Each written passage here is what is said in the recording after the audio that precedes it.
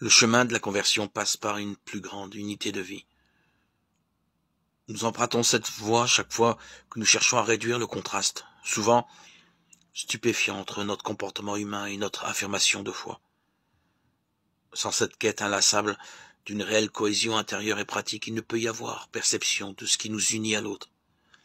S'il est bien vrai, toutefois, comme je le crois d'expérience, qu'on finit toujours par rencontrer l'autre au niveau où on le cherche vraiment, sans authenticité personnelle, quelle vérité pouvons-nous rêver de communiquer? Toute affirmation dogmatique qui ne contribue pas à engendrer un style d'existence plus proche des hommes, au nom même de Dieu, risque fort d'être une abstraction stérile, aveugle ou partisane.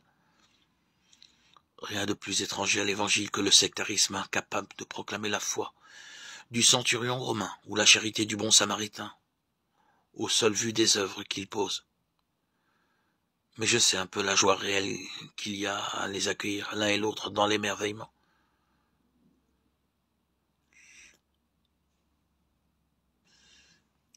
Alors même qu'il me faut reconnaître mon peu de foi.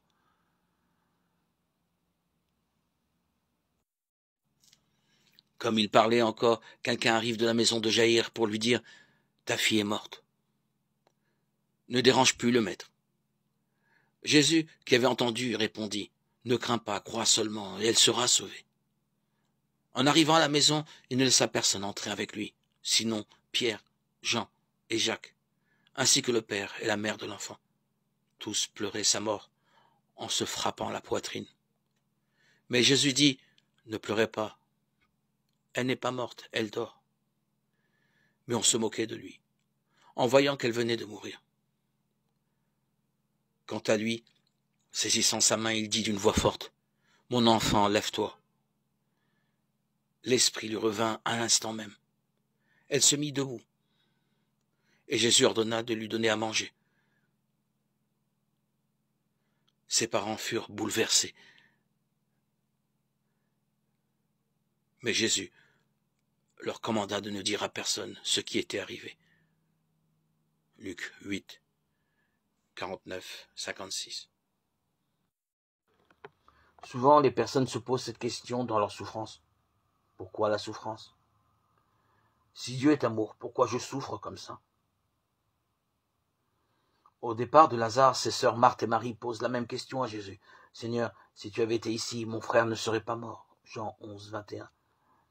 Tout être humain a tendance à questionner l'amour de Dieu ou l'existence même de Dieu devant sa souffrance. Une première vérité, Dieu est amour. C'est le Dieu de la révélation chrétienne. Dieu ne peut pas être non-amour. Nos souffrances, nos blessures ne seront pas le critère pour prouver son existence. Au contraire, nous sommes appelés à lire nos blessures à la lumière de cette vérité. Dieu est amour. Les athées critiquent souvent les croyants sur l'existence de Dieu, montrant la souffrance de ce monde, comme la pauvreté, la guerre ou les épidémies. Nous faisons aussi la même critique à l'arrivée des souffrances, soit l'accident, la mort subite de quelqu'un de très proche de nous, ou même devant la maladie ou la perte de richesse.